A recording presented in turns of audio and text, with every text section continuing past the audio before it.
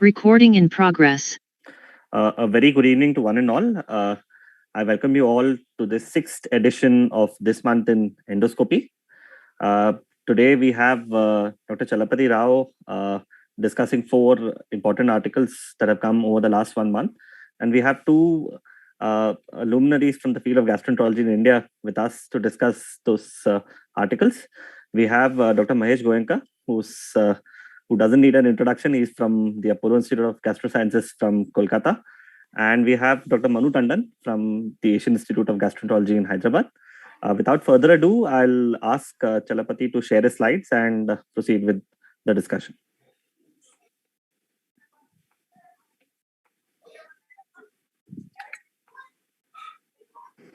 So thank you, Sridhar. Good evening, one and all. So this is the 6th edition of This Month in Endoscopy. So we are going to discuss 4 important articles that we could sort out from the articles which are published related to endoscopy in the month of January. So the first article related to endoscopy is on GPOM and its effects and clinical success at the end of 1 year, and the role of cold snare polypectomy, if the technique is better or the snare design is better, and the role of DNA methylation markers in the diagnosis of cholangiocarcinoma and biliary strictures. And lastly, on EUS, the comparison between the fine needle biopsy and aspiration plus ROSE. So moving to the first article, this is published in the Gut Journal. It is a multi-center prospective trial studying the role of GPOM, that is gastric peroral endoscopic myotomy for refractory gastroparesis. We know that in gastroparesis, there is delayed gastric emptying and there is absence of mechanical obstruction. There are multiple pathophysiological mechanisms which are postulated: impaired fundical accommodation, defective antral contractility and pyloric relaxation, and duodenal feedback. Many investigations like anteroduodenal manometry, endoflip, and gastric emptying scintigraphy were used to diagnose this condition. These patients are treated with diet modifications and prokinetics, and pyloric directed therapies like botulinum injection, stent placement transpylorically, or pneumatic dilatation of pylorus were also tried. So GPOM was introduced by Kashyap et al. In 2013, and in multiple meta-analysis, it showed a symptomatic improvement up to 84% with an adverse event rate of 6.8%. So the question that the authors carried out in this study is to study the clinical success of GPOM at 12 months by using the score of gastroparesis cardinal symptom index. And they defined it as by using 3 parameters: nausea, vomiting, or fullness, early satiety, bloating, or distension, with again 3 other symptom subscale: nausea, retching, vomiting, stomach fullness, not able to finish meal, fullness after eating, loss of appetite, bloating, and visible enlargement of the belly. And each score is given over a scale of 0 to 5. And clinical success is defined initially before 2019 during the study period as less than 2, and later it is modified as at least 1 score reduction in total GCSI score, along with 25% reduction in at least 2 of the subscales.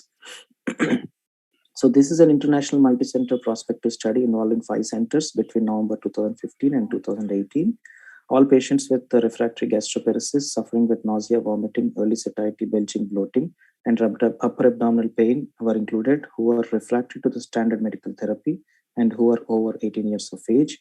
Previous upper GI surgery, GI cancers, opioid abuse, GI bleedings, any anticoagulation therapy, and pregnancy patients were excluded.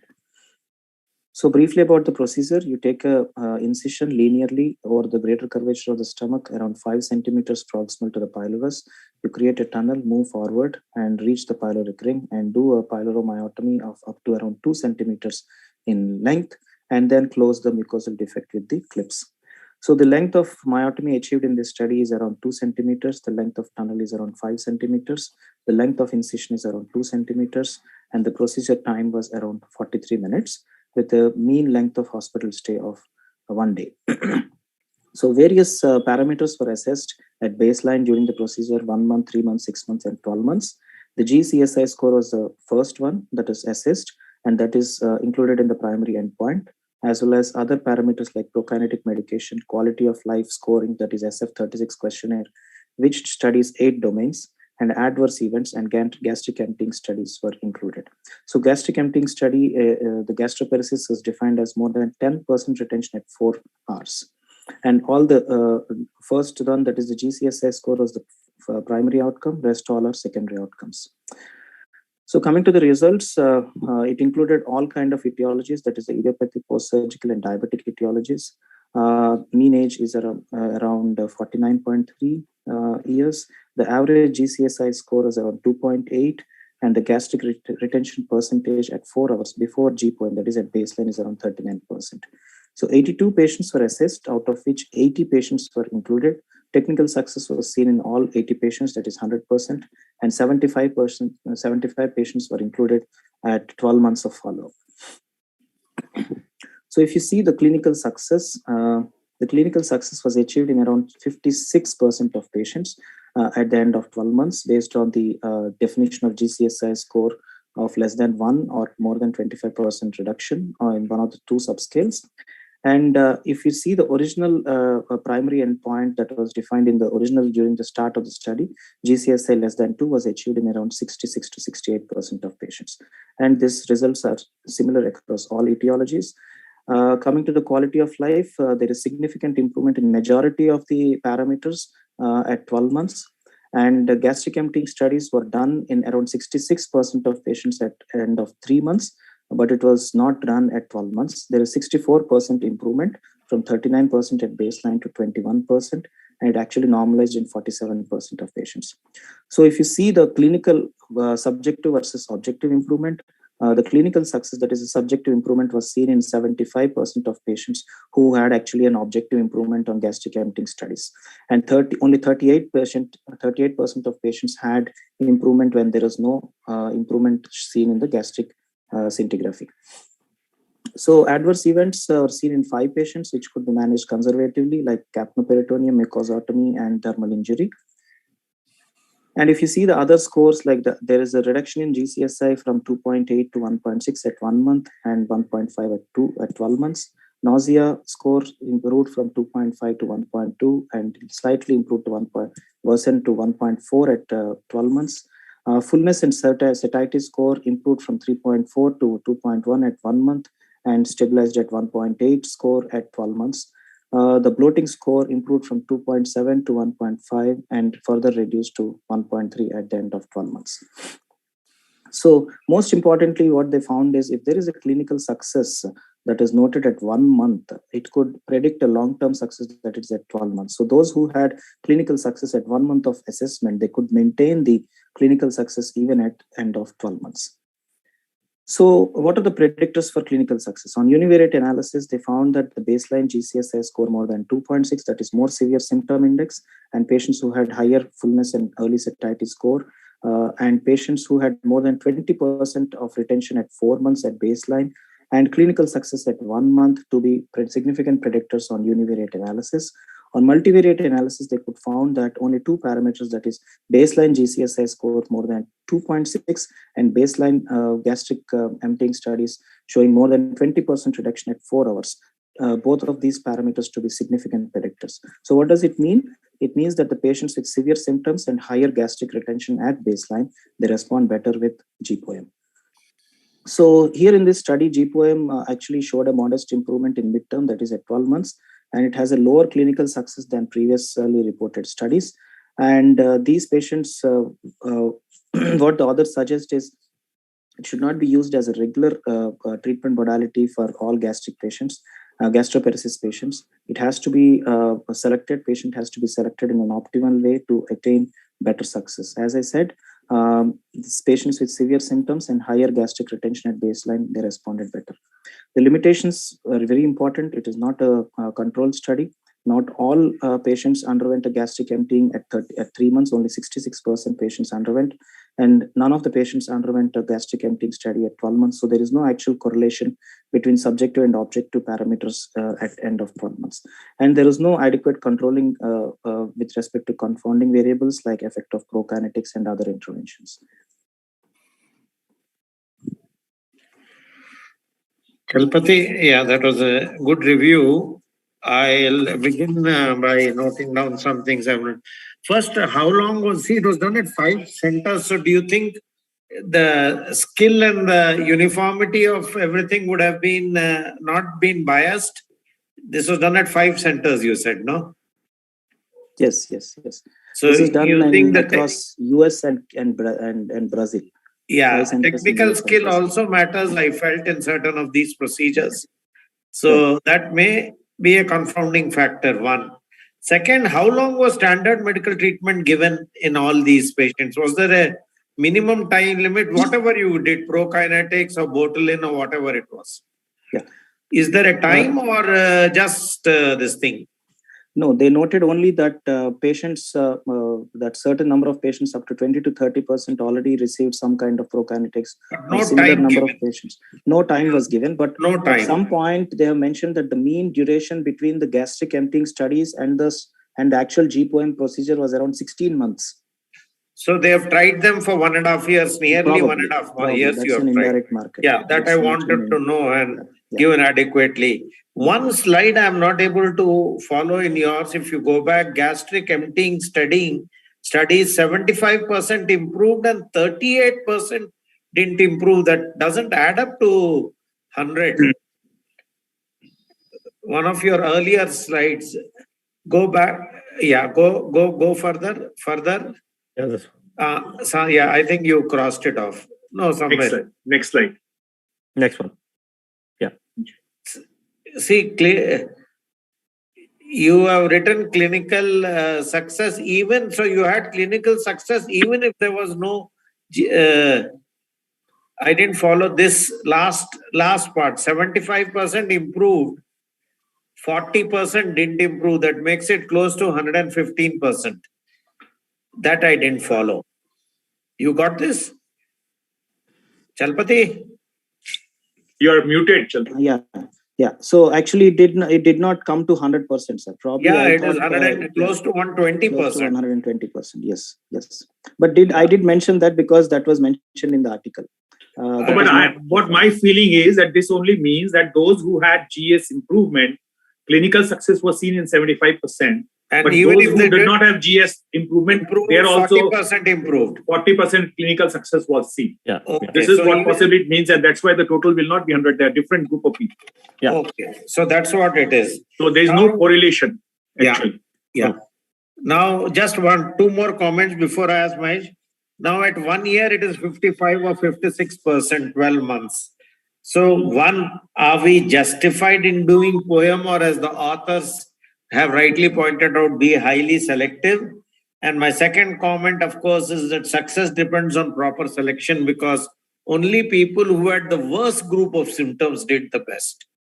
So these are the two comments. One, are we justified in GPOM, and if so, after how long?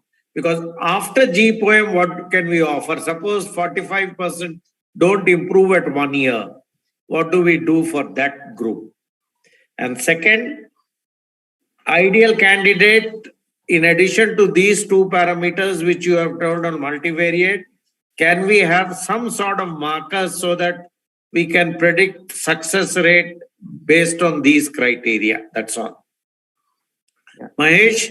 I have just two quick comments, Manu, is that our understanding before the study was that diabetics do not do well on GPOM. But here you have said that irrespective of the etiology, the results were all same. The three were same, yeah. This is contrary to what our knowledge beforehand was. So that's point. And second is that there's no clarity as to after doing GPOM, what happened to the prokinetic drugs, where they continued, were discontinued, where the standard dose which was given. I think I also went through the article and there was no clarity in the article. Yeah, they accepted it in their limitations, sir. But this is even after doing GPOM, they possibly, depending on the patient's symptomatology, continued with prokinetic. Yeah. So those who improved, we really don't know whether they improved because of the prokinetics being given in the proper doses or whether it was the GPOM. I think these were the two additional points which it's stuck. Yeah. Chalapati, any journal club which we conduct regularly at our center, two things taken. One, how well was the study done? And second, what it is application in our own setup. So based on this, suppose you had the technical expertise, how often would you use GPOM? One question. Suppose you have the expertise, you have scintigraphy, you have everything available with you. We have the expertise, we have scintigraphy. So I think it's good to try this GPOM, sir, because of the low adverse events, especially in expert hands. Because at that time we don't have anything to offer for these patients, because at least some kind of diet and prokinetics have been tried for many months. And given the low success rate and high side effects of botulinum or pneumatic dilatation, so probably GPOM we can go ahead with, but we don't know what happens in actually Indian subgroup of patients and our own diabetic population, because they might be slightly different. We are doing them for refractory gastroparesis in limited number. The study is going on a long-term follow-up. So unfortunately, I cannot give you the data. Okay, I think we'll move on to the next one. We have crossed 15 minutes. Yeah. Right. So thank you, sir. So next study is on related to colonoscopy. It is actually a randomized controlled trial of cold snare polypectomy technique, and technique matters more than the snare wire diameter. We know that we commonly do hot snare polypectomies previously, even for polyps less than 10 mm, but it is associated with the risk of post-polypectomy bleeding and immediate or delayed perforation. So what happens is even immediately after the dermal effect on the defect base, there is an SR formation, and if there is any extension of the dermal injury, the SR can get dislodged, and there can be further deeper injury because of the trauma, because of the bowel contents and underlying or coagulopathy. So now we have cold snare polypectomy, and following which the post-polypectomy delayed bleeds are only reported as case reports, and it is shown to have equal efficacy with a superior safety profile compared to hot snare polypectomy. So if you see the literature, the incomplete resection rates following polypectomies ranges from 7 to 35%. We know that it is a marker of interval cancer, and it is very important to have complete resection of the polyp, either en bloc or piecemeal. And we need to include a wide margin to attain this. And recently, we know that a thin wire monofilament snare is available as a dedicated cold polypectomy snare. So what the authors did, they did this study to study the role of wire thickness in incomplete resection rates. They used the Exacto or Telemed snare, which is a monofilament snare with a diameter of filament diameter of 0.3 mm versus a standard braided snare of diameter 0.47 mm of the wire. So it's a 1:1 parallel design, open label, single blinded trial. It's an RCT across 3 centers conducted in Australia, Belgium, and Canada, and involving 17 endoscopies.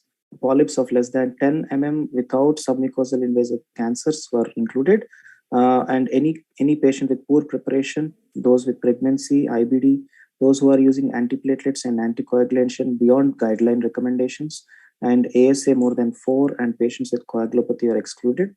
Patients underwent a split dose PEG-based preparation. Only the first encountered polyp was randomized to either thick wire or a thin wire snaring, and cold snare polypectomy was done.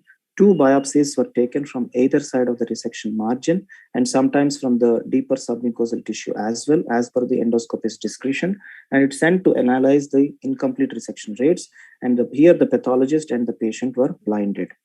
So coming to the cold snare polypectomy technique, it is standardized by this group. Initially, you do a careful examination of the polyp. You open the snare, and by pulling the big wheel down so that you can press the sheath, the tip of the sheath, and open it up widely so that the polyp gets seated in the middle of this open snare with at least a 2 mm margin, which is very important. And then it is slowly closed using mechanical push and pull, the traction. Then this is cut, and then the polyp is sucked into the X-ray channel and then collected in the polyp trap. So once this is done, the resection margin is carefully examined by using the flush of the water, and then the edges and the base are clearly examined, and any incomplete resection is again a piecemeal resection is done, and to complete this polypectomy. So same technique is used both for thick wire and thin wire snaring. So the cold snare polypectomy was done with this technique. Incomplete resection is defined histologically as the presence of any adenomatous tissue at the resection margin. Intraprocedural bleeding is defined as bleeding happening continuing for more than 60 seconds. Post polypectomy bleeding happening at least for till next two weeks. A major deep thermal injury was classified as per Sydney classification, and any delayed perforations were also noted. So the primary outcome was the incomplete resection rates in thin versus thick snare group, and the secondary outcomes were the cold snare polypectomy technique, adverse events, and depth of excision. So out of 1,300 patients odd, almost 583, almost 600 patients, 700 patients were excluded, and 660 patients were randomized. 339 in the thin snare group, 321 in the thick snare group, and finally all of them could be analyzed except one patient where specimen could not be retrieved in the thick snare group. So it was done over a period of 4.5 years between 2015 to 2020. The baseline characteristics were similar with respect to age, gender, indication for colonoscopy, ASA category, antithrombotic use, polyp location, polyp size, and nice configuration between the thick and thin snare groups. The average bowel preparation score was around 8. 4 mm was the median size of the polyp.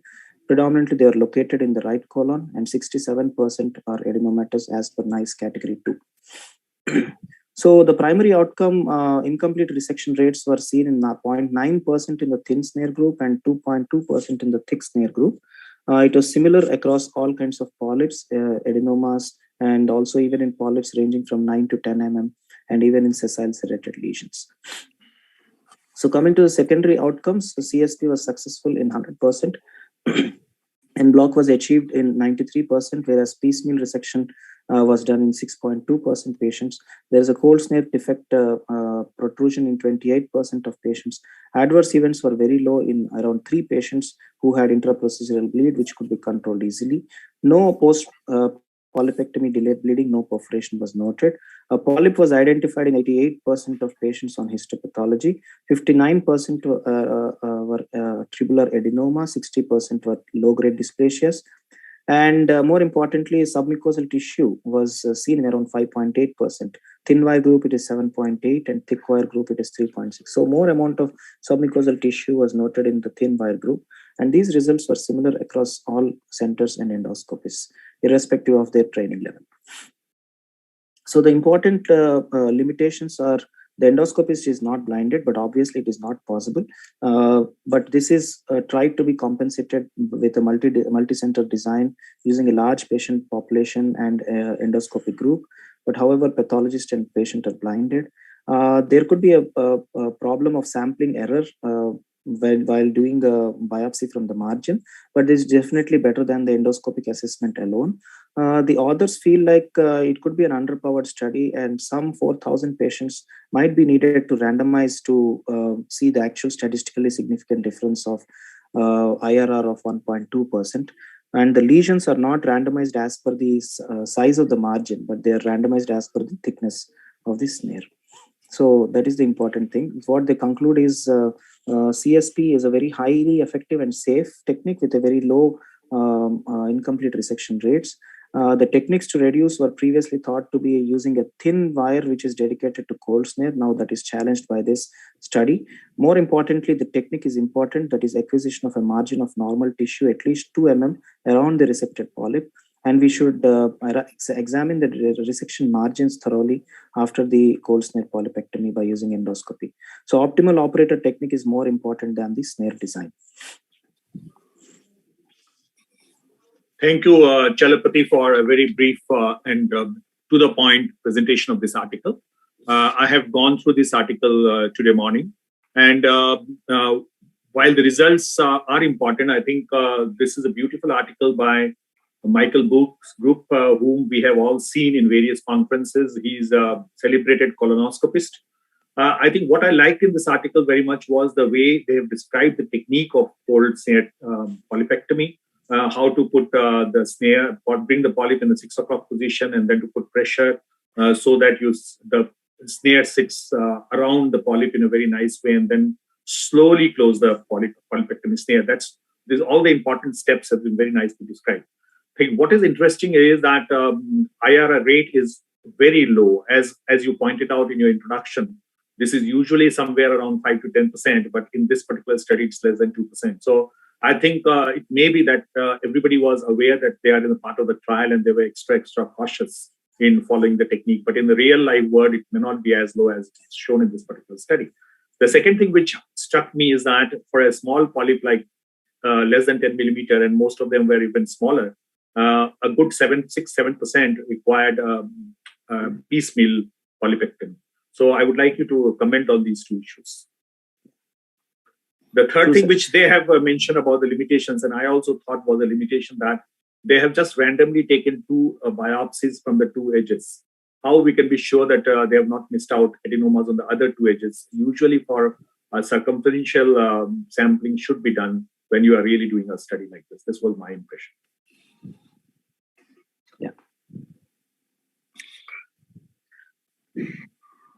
Manu, you have any comments? Yeah, you've actually raised, even I was saying that biopsies are taken from very limited areas to really give us an idea of retained tissue. I was thinking, Chalpati, now very nicely, Mahesh has said that we have this thing. Suppose we had raised this also, though it's a small polyp, do you think that we can get a wider margin, more than 2 mm easily, and see that very little tissue is present? Because this was done without raising. So I was thinking that even in this as a study, we may get with a big snare and raised polyp with saline, whatever we use in your own hospital, we do that one. And second, there's not a comment, but it is that irrespective of the type of snare, it's the man behind the machine. We have heard it so many times, not the machine which matters, but the man behind. So irrespective of the type of snare and the thickness, I think it is the expertise of the person who's doing the polypectomy that matters more. That's all. True, sir. Yeah, Sridhar. So I kind of agree with what Mahesh was saying about the rate of,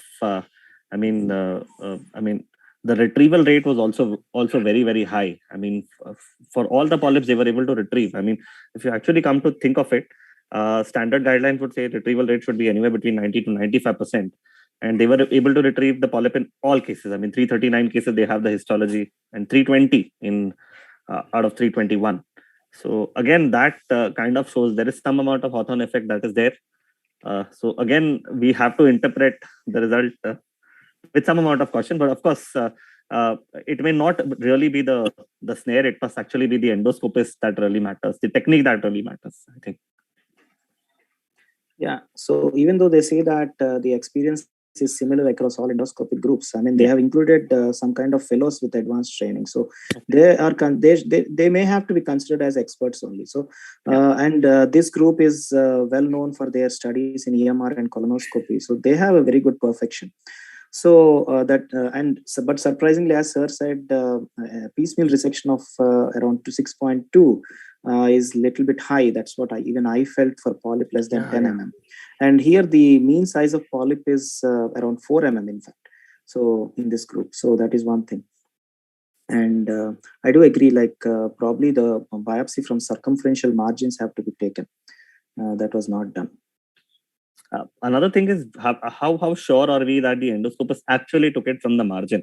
I mean, since the endoscopist is not blinded, again, that is a source of bias that comes in. I mean, of course, he has to take 4 biopsies circumferentially, agreed. But did he actually take the margin also becomes, I mean, even the 2 margins, if he actually took the margin becomes a question. Yeah, you have to believe them. Sridhar, we have to take from both the sides. You have to take on the resected specimen and on the resected side also. And that's what. So it's like a very difficult proposition. It's a boring job. It's like that. For Barrett's, you take every 2 centimeters, 32 biopsies. So 4 biopsies every quadrant biopsy. So like that. Seattle protocol. Okay, let's go ahead. Yeah. So So I would like to request the audience actually to go through this article, because they have clearly mentioned as such that the technique of cold snare polypectomy and how is it different from hot snare polypectomy. So that is very important practice. I think there is a very good table in the article which has compared hot snare with the cold snare with all the advantages and disadvantages. It's a very comprehensive table which is a part of this article. Yeah. So the next article that we are going to discuss is about the diagnostic power of DNA methylation markers suggestive of cholangiocarcinoma in ERCP-based breast cytology. We know that breast cytology has a limited sensitivity to differentiate between benign versus malignant. It ranges between 43 to 45%. But if you see, come to the pathogenesis, DNA methylation is one of the most important pathogenic mechanism wherein cancers can form. So this is a PCR-based test which can detect the DNA methylation from various samples like plasma-derived cell-free DNA, circulating tumor cells, urinary cancer cells, and biliary strictures. So 4 gene promoters have been studied for cholangiocarcinoma, that is RAS association domain family 1A, cyclin-dependent kinase inhibitor 2A, homeobox 1, and neurogenin 1. So the authors have actually done a prospective study to assess the diagnostic performance of HOXA1, that is the homeobox 1, and the neurog1, that is neurogenin 1, in the biliary strictures. So this is done over a period of 3 years. It is a single center prospective study conducted from Thailand involving 67 consecutive patients who had biliary strictures coming for ERCP and requiring breast cytology.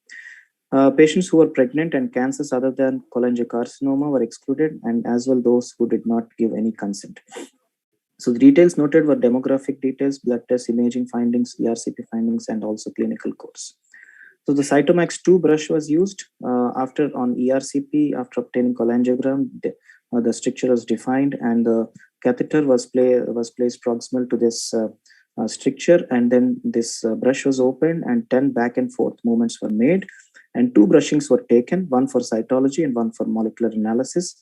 On cytology, it was diagnosed as malignant if it is positive or suspicious of malignancy, and it is benign. It is labeled as benign if there is atypia or it is negative. Any inadequate sample, again, this sampling is repeated. Coming to the molecular analysis, after obtaining the sample from the brush cytology, then the contaminated WBC were removed. The total genomic DNA extraction was done, and then this DNA was treated with bisulfite, and then it's subjected to PCR. And the methylation index, it is calculated as percentage, is actually calculated using this formula. The CT is cycle threshold, M is methylation cells, and U is non-methylation cells. So the final diagnosis was obtained based on surgical specimen upon surgery or 8 months follow-up, depending on the clinical situation. So if you see the baseline characteristics, cholangiocarcinoma was more commonly seen in the hilar region, and benign strictures were more commonly seen in the distal common bile duct. And more importantly, CA19-9 was higher in cholangiocarcinoma as expected. Alkaline phosphatase was much higher in cholangiocarcinoma group. The methylation index for homeobox A1, that is MIH, is around 97%, as against 9.9% in the benign group. Methylation index for neurogenin 1 is around 96% versus 6.5% in the cholangiocarcinoma and benign groups, respectively. So if you see the various results, CA19-9 was higher in cholangiocarcinoma compared to benign group, and alkaline phosphatase was higher in the cholangiocarcinoma compared to the benign group.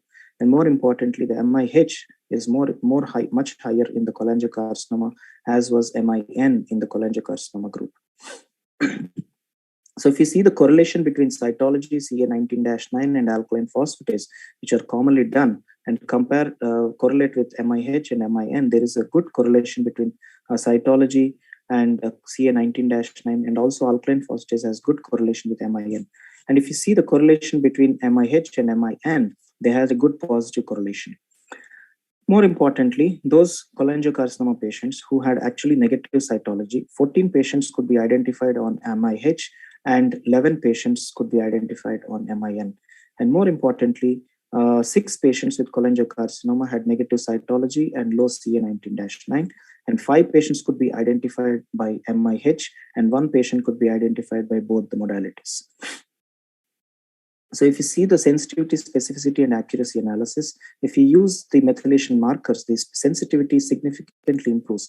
Cytology in this study has a sensitivity of 65%, which is a little bit higher than the previously reported studies. It reaches up to 95% and 90%. And when you add various modalities, cytology with MIH, it reaches up to 97.4%. And also, if you add cytology with CA19-9, MIH, and MIN, it reaches up to 97.4%. So overall, if you use the combination of methylation markers, the diagnostic accuracy crosses 90%. And also, if you combine these modalities, the diagnostic accuracy again crosses 90%. So to summarize, you take a stricture cytology and 1 sample sent to microscopies, that is cytology. If it is positive or suspicious, you label as cholangiocarcinoma. Any inadequate sample is again subjected for repeat brush cytology. Negative sampling, then you can correlate with the methylation markers. If they are low methylation markers, unmethylated, then it is likely benign. And the methylation index is high, then it is likely cholangiocarcinoma. More importantly, all the 4 inadequate samples for cytology study, they had an adequate amount of specimen for DNA methylation analysis. So what we think is as inadequate may not be actually inadequate. There may be still some kind of DNA in that. So if you add these modalities, you can see in this graph, the sensitivity improves from brush cytology to CA19-9 to methylation markers. And actually, if you add up the brush cytology with methylation markers, the sensitivity crosses to more than 90%. So if you see the cutoffs on ROC curve, more than 54.5% on MIH predicts the cholangiocarcinoma with area under curve 0.85. MIN, it correlates at a cutoff of more than 8.5 with an area under curve of 0.95. CA19-9 with a cutoff more than 164 also predicts cholangiocarcinoma. So the authors have found that DNA methylation markers are promising in cholangiocarcinoma diagnosis. Combination of these markers is better. It could virtually detect all the cholangiocarcinomas missed by cytology and CA19-9.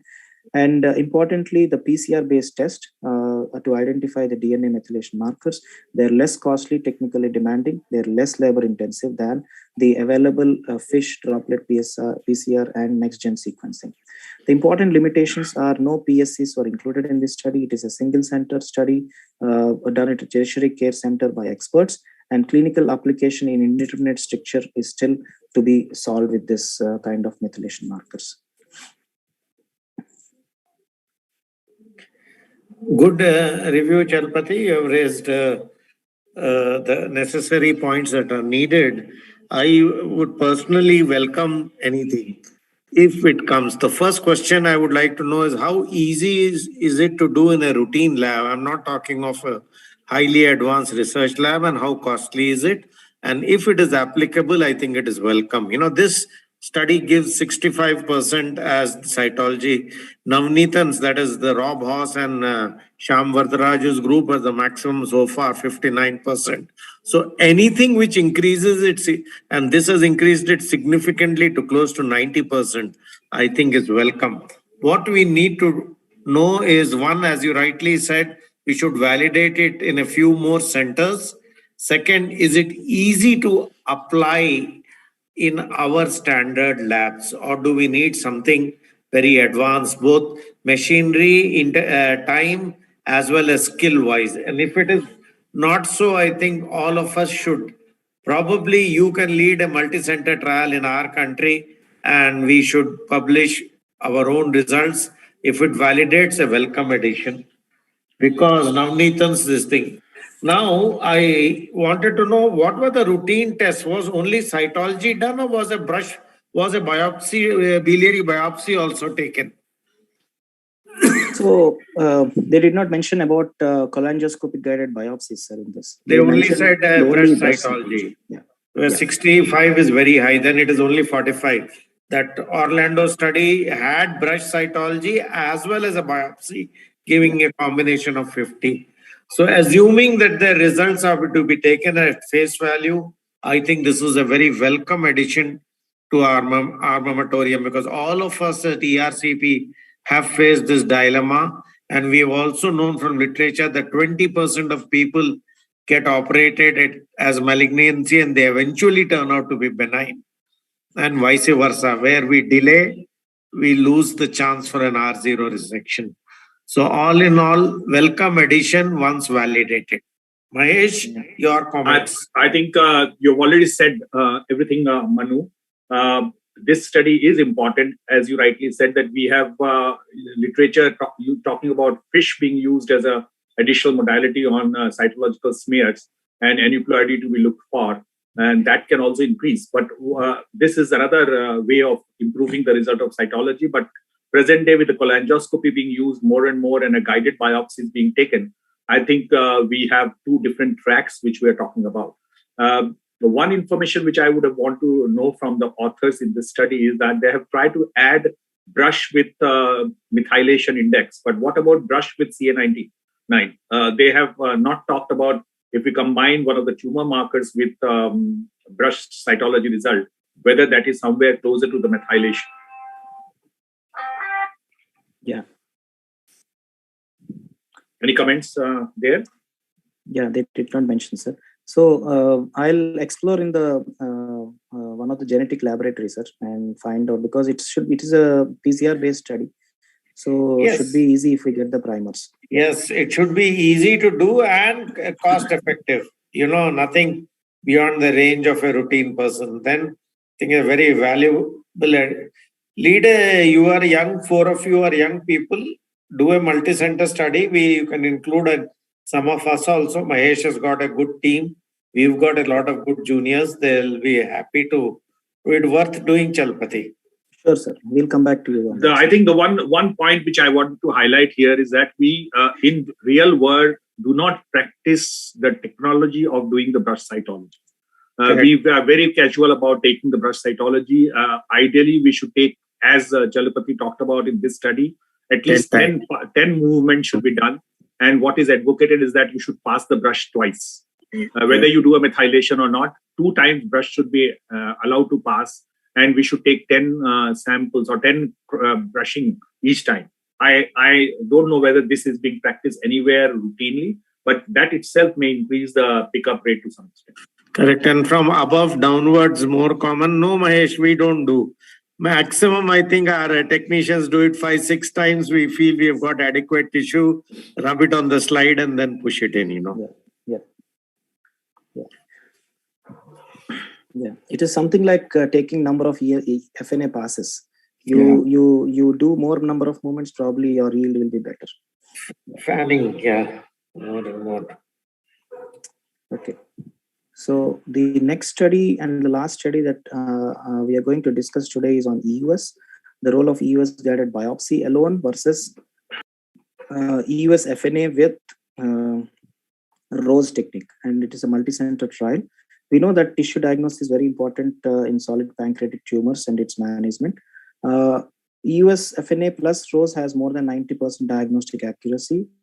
And if you add ROSE to the conventional EUS FNA, the diagnostic capability is increased by 10 to 15%. And it has an additional advantage that it offers immediate diagnosis. But studies say that ROSE is available in up to only 27.9% centers globally.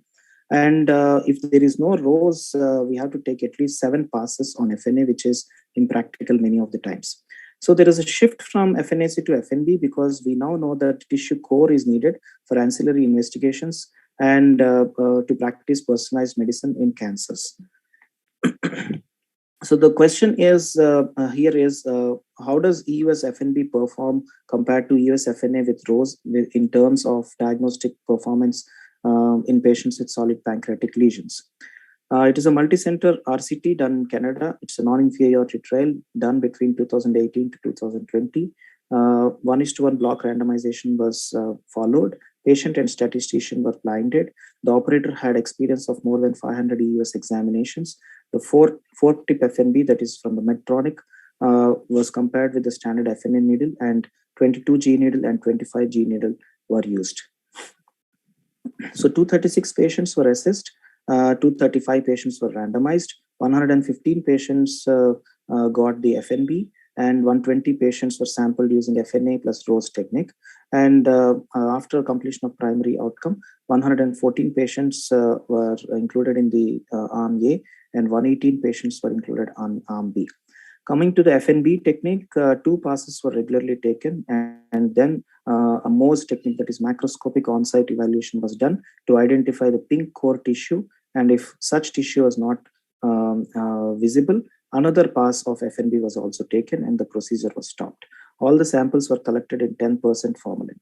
Coming to Rose, FNA and Rose technique, using fanning technique, the FNAC needle was passed, either 22G needle or 25G needle, and 4 samples. It was divided into four specimens. One air-dried specimen got a diff quick staining, and immediately Rose was done by a trained cytotech. And then another slide was fixed with cytospray and then subjected for pap stain and sent to the lab. 2 more, that is, one is fixed in cytolite jar and another was sent for the cell block. Now the needle size and the stylet pull technique and the suction technique were actually not included in the randomization, and they were done as per the discretion of the endoscopist. So the primary outcome was the diagnostic accuracy, FNB versus FNA and Rose. Secondary outcomes were sensitivity, specificity, PPV, NPV, procedure time, adverse events, cost, and specimen adequacy. So cancer was diagnosed if there is a suspicious or definitive report. Benign was concluded when there is any atypical or negative report, and it is further followed up and confirmed on histological specimen obtained from surgery, or if there is any unresectable tumor on surgery, if there is a progressive lesion on follow-up, if there is a response to chemotherapy, and patient dies or goes to hospital in 6 months. And coming to if the diagnosis is lymphoma or neuroendocrine tumor, then FNAC and FNB results are the final thing. In benign patients, if there is no malignancy on exploration or surgical specimen, that is taken as a confirmation technique, and the patient Mahesh, mute kar de. Mahesh, please mute करके बात कर ले. So if there is improvement without chemotherapy, then it is concluded as benign, and if patient is having a benign clinical course, fine sir. If there is a benign clinical course over 6 months, patients are categorized as benign. So this is the adequacy of the sample was followed by Gerke's score, as discussed in one of our previous meetings. It is classified as 0 to 5, 0, 1, 2, 3, 4, 5. 1 and 2 is for cytology, limited cytological interpretation and adequate cytological interpretation. Coming to histology, 3, 4, 5, limited histological interpretation, low quality but adequate histology, high quality plus adequate histology. So it is this Gerke score was followed, and the results showed that the demographic parameters like age, gender, bilirubin, CA19-9, tumor characteristics like location, size, histology, stage, treatment, and mortality were adequately controlled, and they are similar. Coming to the results between the 2 groups, we should note that authors have used more of 22G needle in the EUS FNB group, and the mean needle passes were 2.3, that is lesser than the FNA in the FNB group. 2.3 in the FNB group and 3 in the FNA Rose group.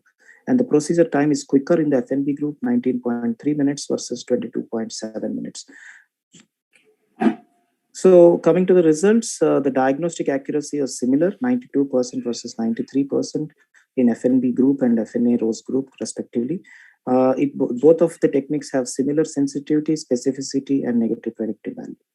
Coming to the histological core, as expected, FNB had a better histological core than the FNA, up to 61% and 20% on the scores.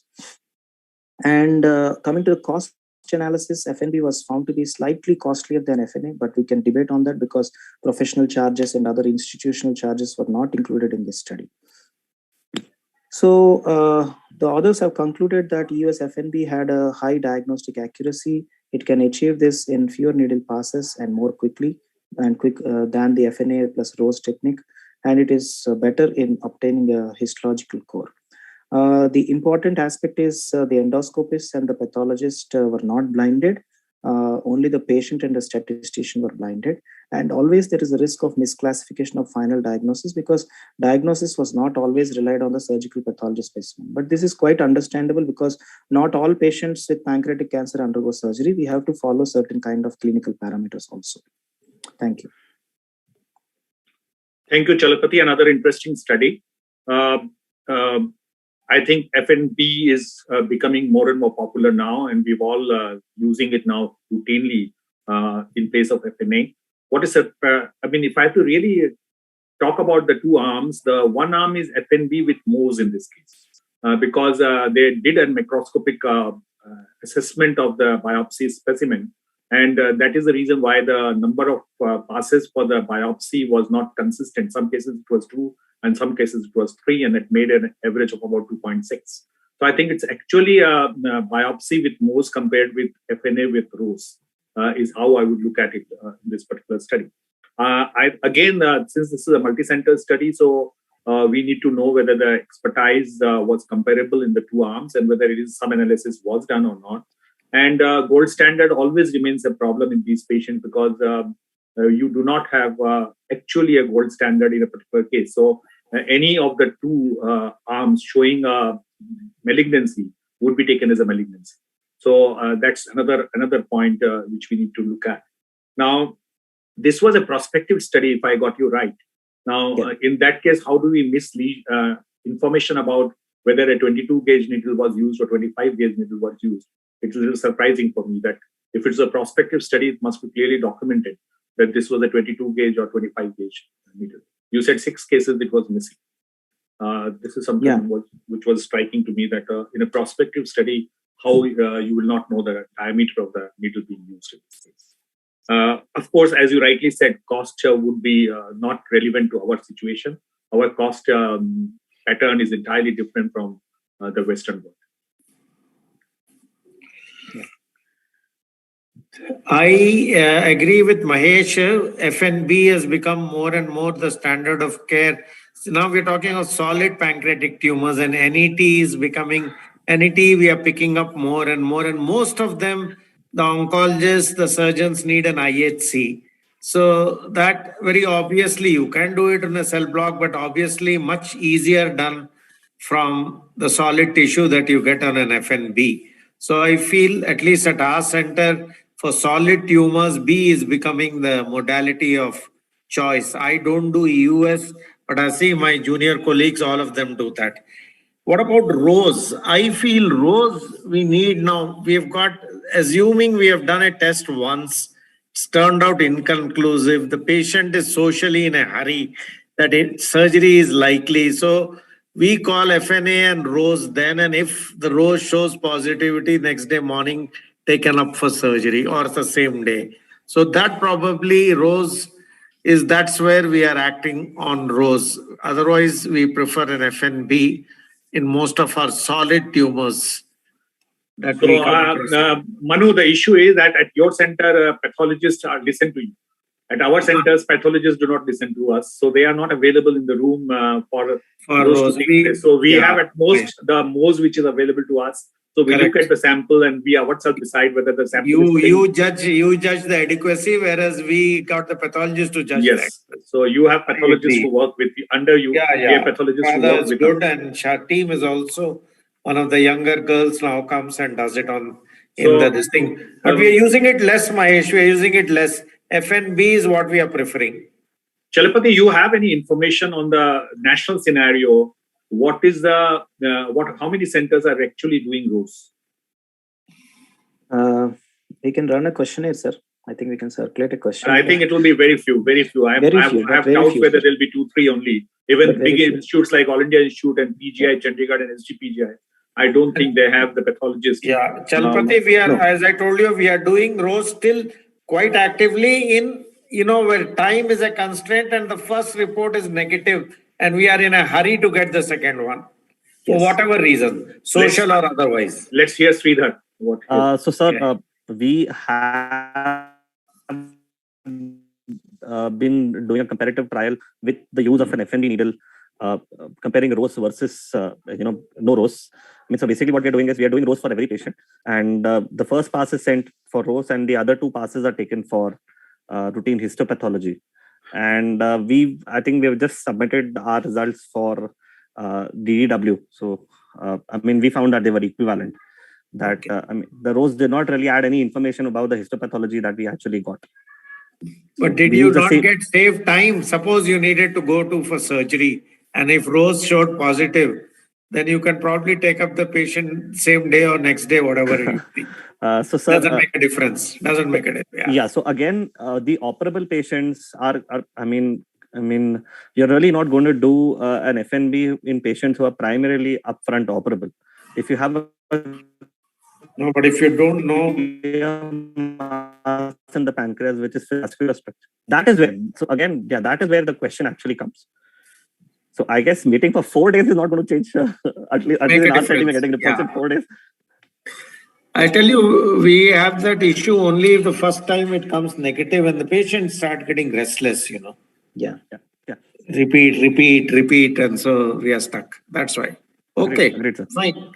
I think it varies from place to place and situation. And I think the other issue which was not raised by Chalapati because of possibly the time is molecular profiling. Gradually, I'm sure over the period of time, molecular profiling will become important, and that will add to the importance of biopsies rather than FNSA to get some more tissues for molecular profiling. I think in pancreatic tumor, molecular profiling work is being done, and in years to come, that would lead to some personalized treatment for these patients. And methylation, Mahesh, they are also of different molecules. Yeah. Here it was HNN. Yes. There it was different. Yeah. NGS, yeah. True. Next generation sequencing, fine. Okay. Yeah. So I think we come to the end of today's session. So thank you so much, Manu sir and Mahesh sir, for sparing your time on a weekend and being part of the panel discussion. Again, thank you, Chalapati, for a wonderful presentation that you've made. So the next edition is on the 20th of February, and we'll come back to you with the details. Dr. Avinash from Bangalore will be presenting at the next session on 20th of February. So thank you again, and we close the session today. Only one suggestion I have is that I see youngsters being involved in it. So why are you keeping them on Sunday evening? I think this is a time for you to spend with your family. And ask Vamsi to increase, since he is Chalapati, and I'm sure all of you have done wonderful job in selecting good. Ask Vamsi of Solaris to increase his base to include more students. Students or the practitioners, whatever it is. Sure, sir. Yes, sir. Yes, sir. Okay. Bye-bye. Thank you so much. Thank you so much. Take care. Thank you, doctor. Bye-bye. Thank you. Thank you, sir. Thanks a lot. Right. Thank you, sir. Thank you. Recording stop.